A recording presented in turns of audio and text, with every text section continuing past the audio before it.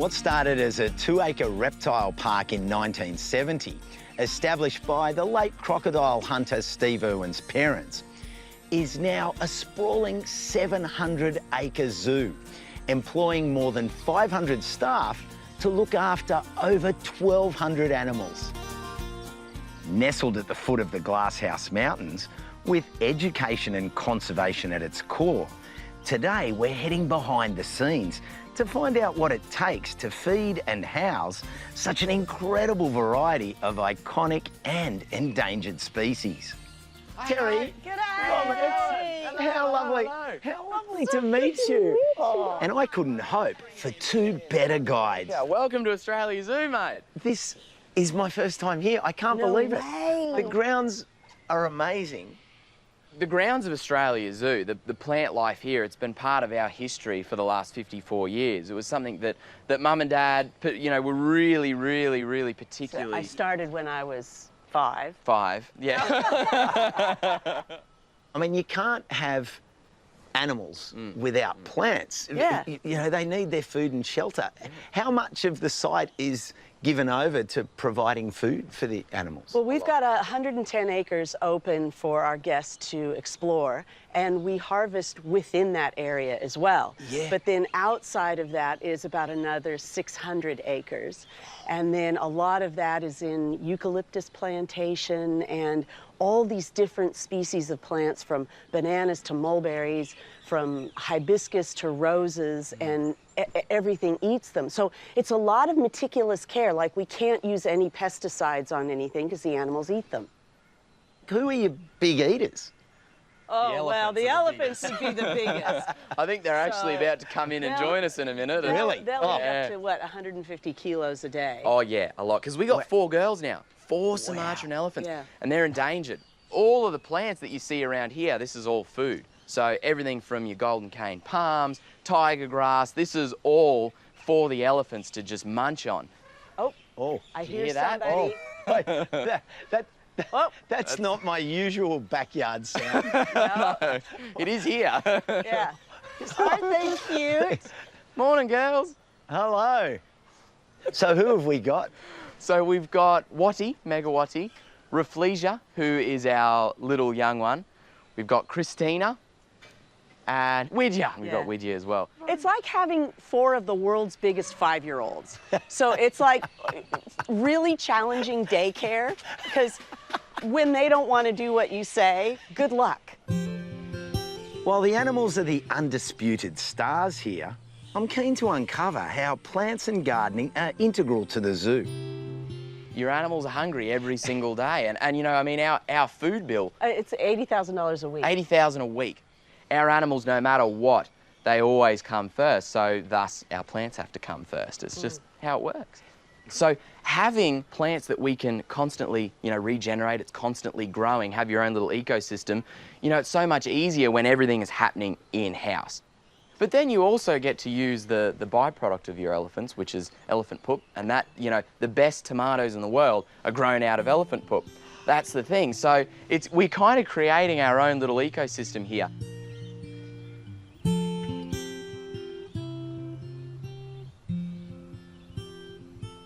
I feel very lucky that I've always known my true north. I've always known the path that I want to take. It's always been wildlife, it's always been conservation. You know, all of the issues that face our world's wildlife, usually it all stems back to habitat. It all stems back to, all too often, habitat destruction. And so, from a wild perspective, we need to make sure that we have really good, solid areas of well-sustained habitat and thriving ecosystems. And that means protecting everything from your flora all the way up to your top predator, the crocodile. So living and growing up at Australia Zoo, you learn things on a bit of a smaller scale. You know, you're creating a beautiful new paddock for kangaroos, and you've got to learn how to make sure that you've got enough grass where it's going to be able to sustain itself. Roos have got enough food. You've got the beautiful big trees overhead providing shade. You need to make sure you've got pollinators in there, keeping the whole cycle going. And then that just scales up when you look at our conservation properties that we have, you know, on a much broader scale, 500,000 acres of land, you get to realise it's the same principle on a much larger scale. I feel that as a zoological facility, I want to have the gardens and the wildlife and that experience so people can say, aren't koalas amazing? I really want to save them. And if you save a koala, you save everything else in its habitat. And a big part of the Irwins' education and conservation efforts is centred on site at their animal hospital. How has the hospital evolved and grown? In the first year, we had 60 patients come in, and then you zip forward 20 years, and now we're getting 10,000 patients a year. And we've had to build a new hospital. Costa, I've got a couple of special koala patients in here that I'd like to show you. It does research. We're developing with the University of Sunshine Coast a vaccine for chlamydia for koalas. Just all this important work is going on. In here she's one of my favourite koalas, actually, really? in our care. This is Bonnie. And you can see she's got this beautiful forest of browse of eucalyptus leaf around her. Although their main diet is eucalypt, there's also some other sort of related species that aren't eucalypts that they will feed on. This is the brush box. She's got a little bit of tallow wood in here. This one here, which is gum top. We need to give them the smorgasbord, really. Their nose, so incredibly impressive in terms of their smell. That's why they're so particular with their leaf, because they can smell all the different chemistry inside the leaf. Since it opened in 2004, it's never been closed. Not one day, not 1 hour, 24 hours a day. I'm incredibly proud of it. I know, it's a big scary world. I know how awesome it's been as a kid growing up here, and every day I get to share that feeling with thousands of other kids who come in every single day. It's the honour of a lifetime to continue this work and to see what it means to so many people. Don't you reckon? Oh, absolutely.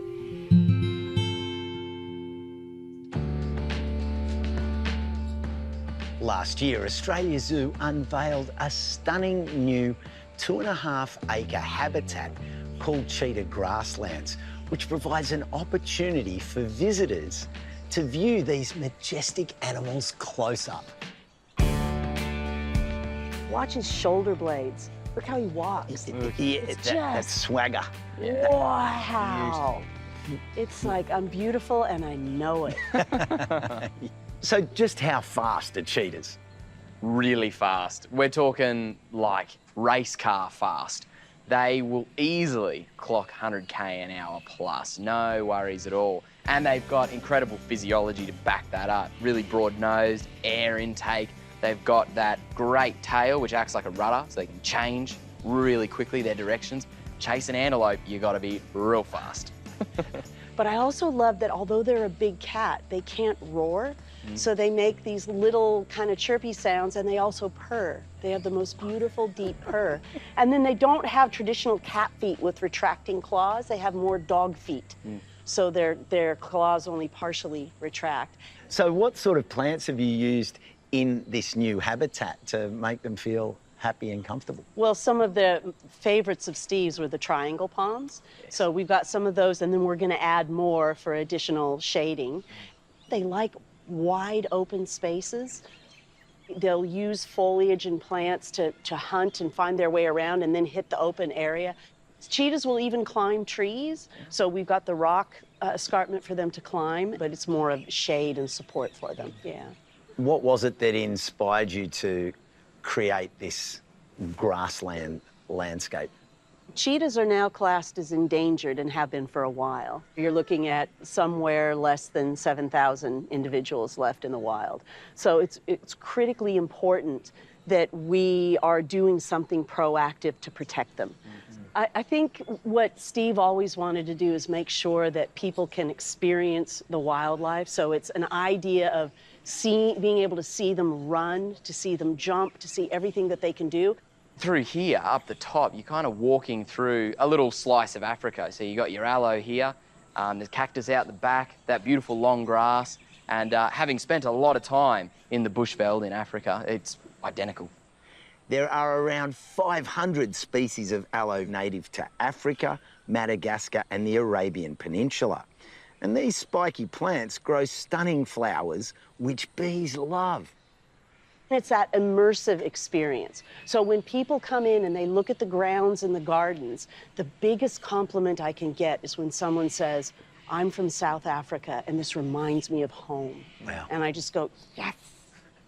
Another of Steve's aspirations was providing an immersive overnight experience for zoo guests. This is the newest part of Australia Zoo. We've got all of our cabins in this gorgeous bushland here. We want this to be its own little ecosystem. And when this started, we were really making sure we had a lot of food trees for things like the glossy black cockatoos. We've got things like kangaroos on all of the beautiful open areas, possum boxes in the trees. So the whole idea was to make this very much a haven for wildlife. The real star of the show here, just around this corner, is the Cochin Hills grevillea, which of course, very, very highly endangered species. And just around here, we've got a couple that have really taken hold and are doing really, really well. They're starting to propagate naturally here, which is a huge achievement. So we're taking cuttings and we're growing more, but they're just cropping up on their own. Beautiful. The star of the show. The star of the show. Have a look at him. Isn't he gorgeous? Yeah. Wow. You've got pigface, you've got grasses, you've got banksias, then you've got the flowers, the casuarinas, there's the lemon myrtle I see here, all the different grevilleas, Absolutely. the lily pillies.